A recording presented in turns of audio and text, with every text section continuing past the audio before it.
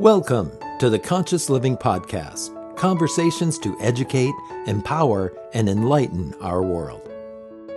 An uplifting and inspiring series of conversations and talks with your host, Jackie Woodside. We are educating minds, empowering lives, and enlightening souls to create a world where love prevails. In this engaging podcast, we deliver exciting, positive, transformative talks and teachings designed to elevate your life. Now, let's join our host, Jackie Woodside, for this week's session. Hello, everybody. Welcome to another session of the Conscious Living Podcast, where we are here to educate, empower, and enlighten our world. That is just my favorite thing to do, quite honestly, educate and empower and enlighten our world. And, we're living at a time that, let's just say, the world could use a little bit of enlightenment. So thank you for being here. Thank you for being one of the people that cares about this topic as passionately as I do.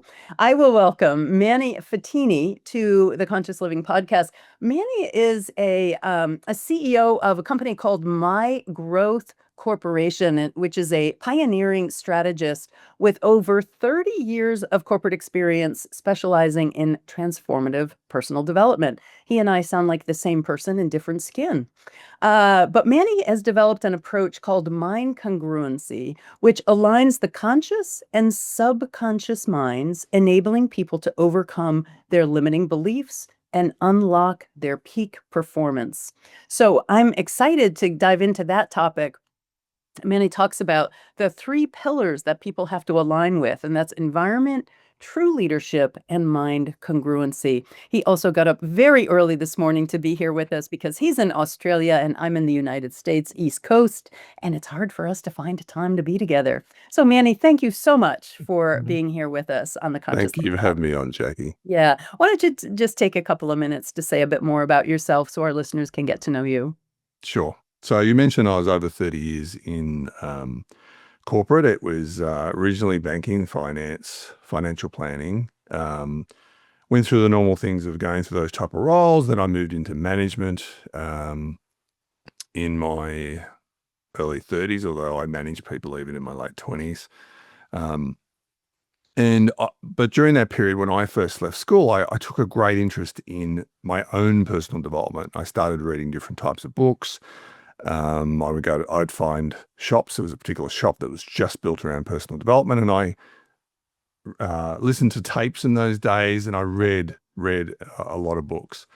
And so even though my corporate career was a very important part of my life, what sat behind that is I always was trying to develop myself and took an interest in that. I always wanted to answer the question of why could you take two people, either from the same family or from the same organization, both are quite intelligent, both have good, healthy, no disabilities, and yet one gets a better result than the other.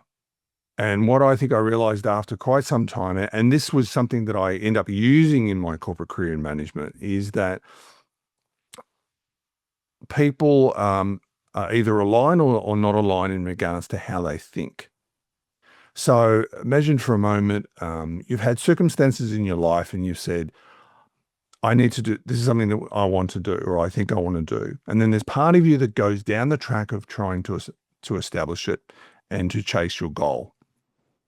And then along the way, there's this second voice, for better words, that comes along and sabotages it. It says, no, you're not good enough. You're probably never going to make it. You should probably never have gone down this track. That won't work out anyway. What if you fail? Yeah. Now, that is your subconscious talking. That is what I would call is your operating system. Yeah. So history, I'll go into that in more detail shortly, but history-wise, it was business for a long time. And then COVID came along and the world changed. And I think I got to an age that I'm saying my real passion now lays in the development of others. Yeah. Things that I have practiced and not openly talked about in a business environment. Like I've never had a management meeting or an executive meeting where we've talked about the development of people necessarily, unless you're talking to training or you're talking to HR. Yeah.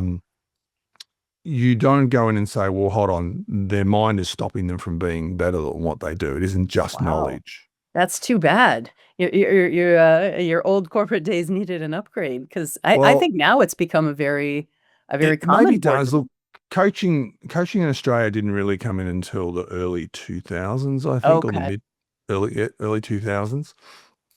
It was more prevalent in America. I think it Yeah. started in America, really, the more modern coaching. Yeah. Um, but I was doing it prior to coaching being really well known in Australia. Before it was a thing, you were Before already it was on a it. thing, and then everybody did it. But then I would suggest in the corporate world, who trains these coaches? They're suddenly a coach because they're put in charge of people, or they're suddenly a manager because they're put in charge of someone. That doesn't make you a leader as opposed to a manager. Right, right. So my corporate career kind of took me along this path. I got to practice with it along the way, which is the difference between the theory part, which a lot of people have. They theorize of what they should do or shouldn't do, as opposed to actually practicing and using things. Yeah, makes sense. Makes sense. So your interest, though, has always been kind of in the human condition, human performance, human consciousness. Correct. Yeah, yeah. So I'm fascinated with your notion of mind congruence, aligning the conscious and subconscious minds, enabling people to overcome their self-limiting beliefs. Tell me more about that. What is mind congruence? Okay. So most people are aware of, or at least conscious of, that we have a conscious mind and that we have a subconscious mind. Conscious mind allows you to be aware that you exist. It's your short-term memory. It's more your analytical side or your logical side. And then you have this other part of you, your subconscious, which most people are aware of, and it harbors various things. It has your long-term memory, it has your emotions, but it has what I referred to earlier as your operating system. And what I mean by operating system is that this part of your mind was created when you were very young. Now, when we're born, our conscious mind is not into play yet. It really is our subconscious. It's our operating system. And so what happens is all the influences around us, things that we see, things that we hear, is starting to program us as to how we will operate in different circumstances. So go back to your own childhood, whoever's listening to this, and think about things that you do today, good or bad. There's a very good chance that you've picked those up from those that have nurtured you along the way in your very young years, usually the first 10 years or so. And the reason being is that your conscious mind is almost like a gatekeeper. Today as an adult, it either allows or not allows things to go into this subconscious. So when you were young, you didn't have that. You were very open. You're like the sponge. So if your parent operated a certain way, there's a very good chance now that you do exactly the same thing, even if you might hate that particular pattern. And so you become, you adopt these things of thinking. So your parents may have been a self-defeatist themselves, and you may adopt that as part of your programming. And the reason it becomes harder as we get older is that now the conscious mind is fully developed. And the conscious mind is the one making the decisions, so we think. So we talked about earlier, you go along a path, you decide you're going to become you want to be an athlete. There's a lot of people that try to become tennis players, athletes of some type, and they physically have the body. So they have the tools. But the reason that a lot of sports play on the psychology side is the subconscious is not tuned or aligned with the conscious. So the conscious says, we want to be a great tennis player. We'll keep playing every week. We'll keep doing this. The subconscious, let's say you put into the pressure match, you're down to the last point that you could win this match or lose this match. The subconscious is where the difference is. Handling that pressure is determining what that operating system has been trained to do. So if you're used to giving up, tennis players are generally not, but this happens in life, then that pressure will switch on a pattern of yours, and your pattern will make you go one direction or the other. Okay. And tell me about your method of helping people eliminate that kind of self-sabotaging part of their I subconscious think mind. a lot of methods are known.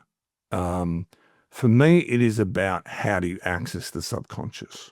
Okay. So, Good question. people use hypnosis, but in the business world, what I do talk about is when you inherit a team, every team brings their story with them. They're all different. They all have their own lives. And you're trying to make a team some way cohesive to move in the same direction. Now, in order to do that, I maintain that you need to understand who's in front of you.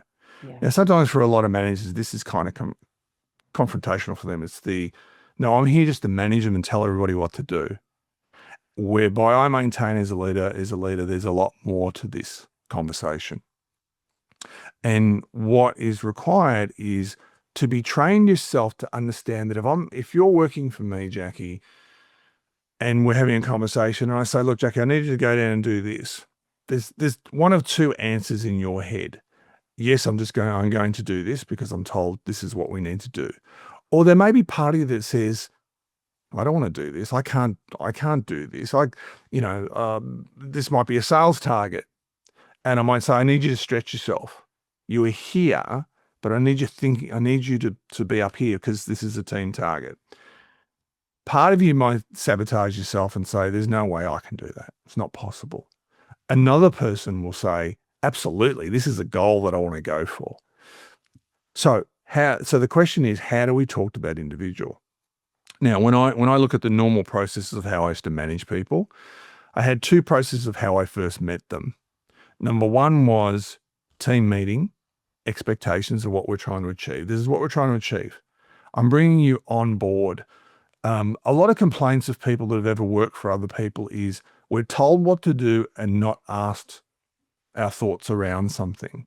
Mhm. Now, what I'm not advocating for, because a lot of managers listening to this will say, but I'm the boss and I tell people what to do, not the other way around. I said, in an element, there's an element of that, but that's not exactly how it works because you're looking for buy-in. Yeah, You yeah. I mean, need, that kind of management is kind of old school, don't you think? I'm sure it still exists Okay. because you have to remember something. Most people are never trained to be a manager. Even though we may think that there's a lot of people they're not really being trained to be managers. You can go to university, but who did you manage at university? Right. Nobody, right? So that's called theory. Right. Right. You go into the field, most people that get hired into their roles is because they're either really good at their previous role, they may have been the top Right. salesperson. They just get promoted because they were good at Or their last role. maybe they were, someone higher up really liked them and they wanted that person in their team. So where did they get this training? Where did they get this understanding of how to develop their teams? Yeah. They don't for the most part. Correct. So that's They- what I'm getting at. Yeah, they get Education, there's promoted an because element of they're a education performer. Yeah. and there's an element of experience, and it's a combination of the two. Yeah. So managers need to learn how to. So the first part is talking to the team. The second part is I talk to people individually. The reason I talk even with larger teams, the reason I talk to people individually is that I need to get a understanding of how do you think, even though it's initial, is why are you here? What motivates you? And it's different for different people. There's a lot of similar things between between employees, but why is this person doing what they're doing? Because when you remember that, then you know how to talk to them when you're trying to motivate them.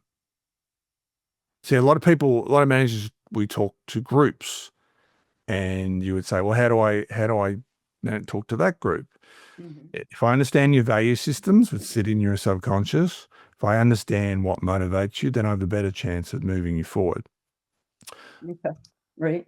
So to answer your question in regards to transformation is about storytelling. Mhm. So I was never trained this in my corporate career. No one ever taught Right. me actually, I don't think anyone ever taught me management. I think I just, in the end, I had to learn this. I read a lot, Yeah. but what you read gives you so much. I then went and, because I was into my own personal development, I went and learned other things. So let's explain why does storytelling work? There's a couple of things. You have a staff member that's not coping with something, not doing very well, and they don't get why they have to do what they're doing. Now, what is probably really happening is either your communication's not very good, or their subconscious patterns, because we run patterns, is fighting them. They might go, yes, I know, I've got to do this. But there's this part of them going, I think this is wrong, or I don't agree with this, or I can't close the deal. I can't ask someone to close. Even though I might be in sales, they're usually failing because they can't ask for the business because they don't believe in the price they're asking for. So there's this alignment that we need. So storytelling can be two things. It can be a real story or it can be a fake story. The subconscious doesn't know the difference, and the subconscious only operates in symbols and metaphors. So think of great teachers in the world. We'll use Jesus as an example because he's so well known over the world and created this this environment. Jesus told parables. Parables are metaphors. They're stories. So why did he keep telling stories to people when he could just say, this is what you need to do, this is what you need to do, this is what you need to do? He told stories because when you tell a constructed story, and what I mean by that is when you tell a story to somebody, and it's like watching a movie or listening to a joke, the conscious mind gets engaged. They're listening, they're following the story. But what happens is, because you've engaged the subconscious, you've opened the subconscious to be open to the messages behind the meaning of the story. It's not every story that you ever tell is overt. It's not always obvious, but behind it, it's telling you why you might change and do something differently. And this is the key to not just management, but to most things when you're dealing with other people, is that I could tell you, Jackie, look, I need you to jump up and down right now on the screen because this is going to keep you fit. And if you don't do it, you're probably not going to be well. And you're going to go, man, he's pretty crazy and he's from Australia, so maybe he's not quite normal down there. But the thing is, I would tell you a story that might relate to health, and it'd be someone else's story. It might not be my story, but you relate to it and go, that's fascinating. What I'm really doing is not telling you a story. I'm really talking directly to your subconscious and saying, this is the meanings that you need to get from it. Because the subconscious, as I mentioned earlier, is like an operating system. You have a computer. When you go to your computer, if you type something in, you're expecting an output. Now, sometimes computers and software programs are not necessarily coded very well, and we get bugs and things don't work. The same thing kind of happens with us in some ways. Our coding comes from our parents or what we got when we were young, and then we operate off that without even realizing how we operate. So there are, I guess there's different techniques. Storytelling is what I used in the business world, because the greatest salespeople will all use stories. So that gives you an idea. I mean, there's hypnosis. There's lots of different things. There's what I call catch and replace, which is we go into usually something that we're about to do is usually triggered by something. You would have heard this if being in personal development. Something triggers us. Let's say I've got a fear of dogs. Now, most people aren't scared of dogs. But let's say, for example, in childhood, I was almost attacked or I was attacked by a dog. My subconscious, because it's quite traumatic, it enters into the subconscious. And I see a dog, and I've met people that have been like this. I'll see a dog and go, no. I'm going, the dog's a little tiny terrier. Like, it's a little tiny, what are you scared of? It can barely bite your ankles. But this person will be absolute in fear. So firstly, there's a trigger. There's the sight of the dog. Then there is it's almost an instantaneous thing that they're not aware of, is the image of the original happening of what happened to them. And then the operating system says, this is the output. And the output for the individual is fight or flight. In their case, it's flight. I've got to get away from this. And so we are all human beings that have these things. We're not all scared of dogs. There's a massive amount of people scared of heights. I think I never was aware of that until maybe the last decade, whereby I lived in apartments and people would not be able to go to the balcony. And I'd be thinking, I know it's high, but you're not going to fall over the edge. But that there's a lot of traumas and fears. Now, in the corporate world or in the small business or in your own life, that doesn't mean that you're any less than anyone else. It means that your programming has been affected at some stage. And unless you can overcome the programming, then every time you're in that circumstance, you'll play out the program, bugs and all. Yeah. Yeah. Now, maybe for a lot of people listening, they go, I already know all this. That's great. We know it. What do we do about it? Right. What have we done about it? In the corporate world, when I talk to, or not corporate world, but business world, when I talk to business people in particular, a lot of the original pushback is, I'm just here to manage people. I go, no, you're here to lead people. Mm. And there's a distinction between the two. Yeah. Leaders are people that other people want to follow. Managers are people that are put in charge of people that give directions, and there's a massive difference in regards to who follows someone and who doesn't follow someone. And it isn't just being likable. It makes it easier if someone's likable, but likable managers aren't necessarily the best leaders in the world. Right. So I like to say that you should manage processes and policies and lead people. yeah, I agree. I like that. Yeah, yeah. It's a distinction that keeps it really simple. That nobody wants to be managed. No person wants to just show up at Well, work and be told what to do at the professional level. there's different styles of management, and I talk about different styles. So people understand their core management style, and then understanding that if you only operate in one style, it doesn't work in all circumstances. Right. You have to be So, adaptable. you can be the person that's used to just giving orders. And I've seen that in some environments where they just go, everybody just does what I do and everything revolves around me and I've got the control. And maybe that's an ego thing. And that works really well in a crisis. If we're in a crisis, we can't consult with the whole world. We've got to make decisions very quickly. Right. We need to get things done. Yeah. But that's one management style. And you need to be able to adopt and be flexible. And that's where the training that we give teaches people to be flexible enough to be able to handle all circumstances. So we're talking a lot about management and leadership, but what I really want to get into today is how you use mind congruence and spirituality.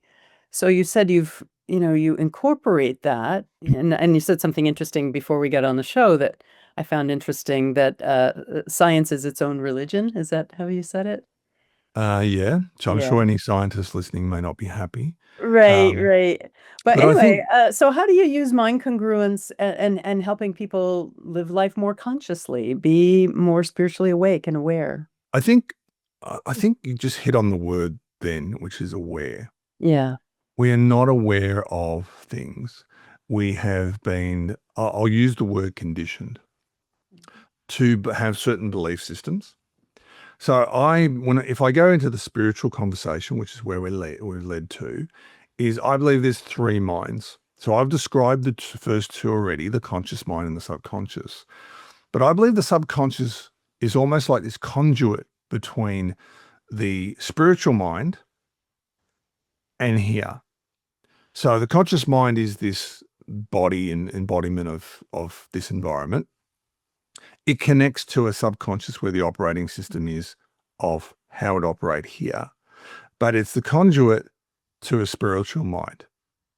Now, if we go quite into what I've talked about in some of my other books, the Mind Congruency, I do talk about spirituality, so there is a chapter on that. I believe the spiritual mind is projected here. So, how do I explain this? I do believe this is a construct as a world. What do you mean And by that? well, this is a simulated world, and Oh, a this may not be a conversation you hold on your podcast. And there's No, not no, I would normally what love I to talk go about on my there. podcast, but that's fine. This is where No, I find it. I've heard other people say that, and I find it fascinating. What are your thoughts on it? Well, I guess the question is, so the belief of spirituality is that we are not human. We actually are spiritual beings, and I'm sure you and your listeners have heard this. We're spiritual beings that are having a human experience. We chose to have this experience. So the question is, why do we have this experience? What's the point of this suffering and this pain and this anguish and this love and all these different mixed emotions that we have? And I think there's an element of development, which is probably at the core of a lot of it, is that you can never know good if you don't know bad. So we project ourselves. I think there's this central being, which is us, whatever it's called, that the spiritual mind that makes a decision that it needs to incorporate inside this environment, which we call Earth. There may be more than one environment, by the way. We may have several environments. Sure, the huge universe. Well, I think it's beyond the universe, but you're right. There's a huge universe, and maybe it's within the universe where the experiences are held. And so we are to gather and make decisions. So on Earth, we get choices. I can choose to be nice to you. I can choose to be rude to you. It's a choice that we get to make. We were talking prior to coming on about near-death experiences, and I think in some way, some of my thinking has been influenced by that. For those that are not familiar with near-death experiences, it's people that have died either on an operating theater or it could be anywhere. They've literally died. A doctor in many cases has said they're gone. They've told the family that they've died. And the person suddenly moves to something else. Now, how this is even possible is beyond fathom because the heart stopped and the brain's dead. So if we're gone, how can there be another experience? So the person dies. There's similarities between their experiences where they go through life and then they come to another side and they're met by something, either a being, maybe a loved one that's passed on, and then they're given insights. And this happens to all of them. And the interesting part of it is atheists come back no longer atheists. Yeah. Which is fascinating because Yeah. if this is your ingrained thinking and suddenly you have this experience, it's completely changed the person.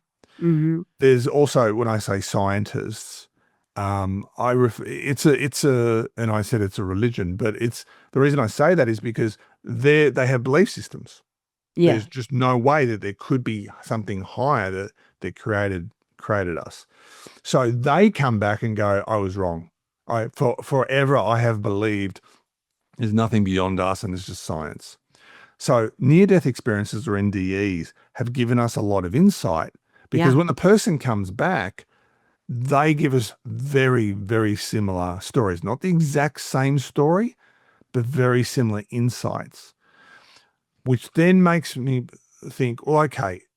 And they are also told, and I do believe this is not home. Home is where they just went to. Right. That's where we really belong. That's where we really are.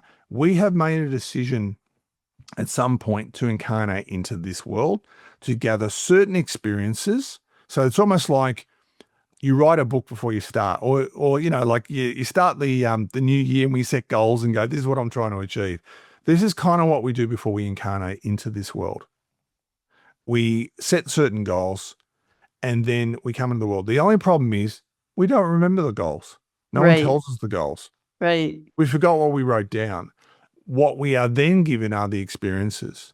And the interesting thing about this world is choice.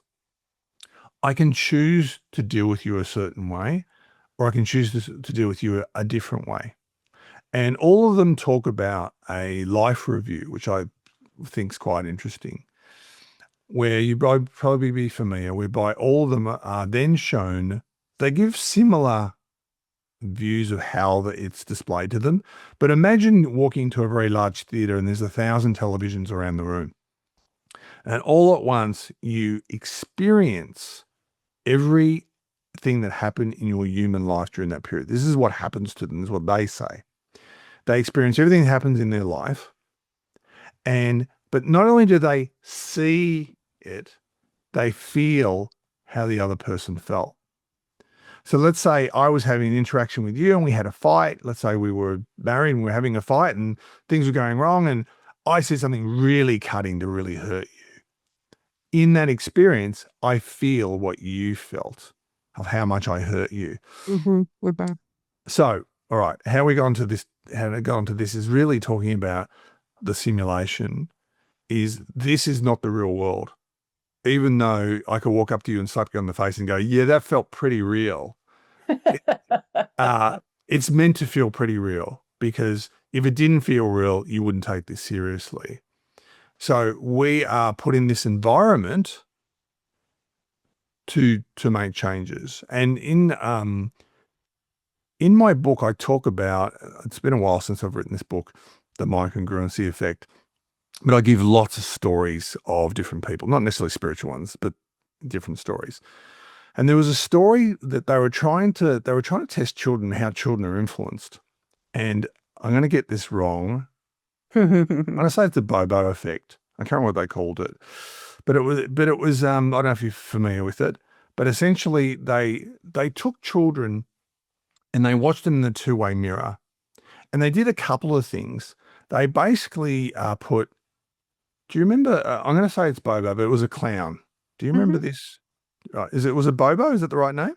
I don't know exactly. Okay. There was like a a clown. Bobo It was an American clown on television. Yeah, right? yeah. There was a Bobo the clown that was a television character. That's it. Okay, it's Bobo the clown. This is why it's called the Bobo thing. And what they did is they used to have these little, I don't know if you remember these little things that used to have sand weight at the bottom of it, and it looked like Bobo, and you could punch them. They had them in different. Yeah. Right? Yeah, so punching bag. Correct. Knockdown. Yeah, I think rock I 'em, had one stock as a 'em, kid. knockdown or something like that. I remember that when I was a kid. Knock it down and pop straight back up. Pops right back up, yeah. So they did this experience two ways. They had one lot of children, and they were observing all this. And they, I think they firstly talked nicely, and this is the adults talking, and they did this for a little while. And then they took another group, and they had this Bobo thing there, and they got really aggressive, really, really aggressive. And through this two-way, they were watching behavior of what would then happen to these two different groups. And the group that observed this violence, for better words, displayed that. Now they're children, but as adults, it's what I'm trying to give the analogy is that we are also doing that. We have picked up all this stuff into our subconscious, and we're now displaying it, sometimes without even realizing it. Take domestic abuse. I would suggest, and it's not my expertise, but I would suggest that a lot of people that commit domestic abuse are people that experienced domestic abuse, or they observed it. They watched their mother being hit, and not that they necessarily agreed with it, but suddenly it's their conditioning.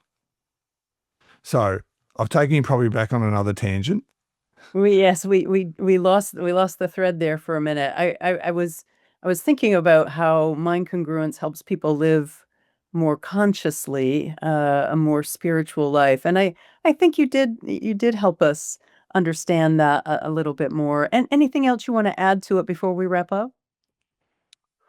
No, I think it's. I always use the word awareness, and you said that earlier. Yes. I think if you want to create change in your life, you need to be aware of how you're operating. Once you're aware of how you operate, then you can catch that and you can substitute it with something different. Yeah. Yeah, everything begins with awareness. I say you cannot change what you cannot or are unwilling to see. Correct. Yeah, you got to be able to see it in order to create change. That's why in the 12-step programs, Alcoholics Anonymous, Narcotics Anonymous, Overeaters Anonymous, they say go to 90 meetings in 90 days because you really can't make the changes that you want to make without seeing yourself, and you can't see yourself except for listening to the stories of people who have the same addiction as you and And being that able comes to back to see, stories. yeah, see yourself. You see yourself in other people. And then Correct. you recognize the degree to your own challenges.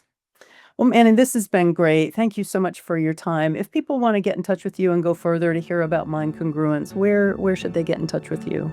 They can go to mygrowthcorporation.com. mygrowthcorporation.com. Yep, Okay. it's mygrowth.corporation. And they can contact me there and just send us a message via that site. All right, fantastic. So thank you so much, especially for getting up so early over there in Australia to take us a little bit further in our thoughts about what we're doing here, trying to live life consciously, because as you say, perhaps the real life is on the other side. And I look forward to continuing to explore that notion as we all continue to grow and awaken. So thank you for your time. I appreciate being with you. Thank you.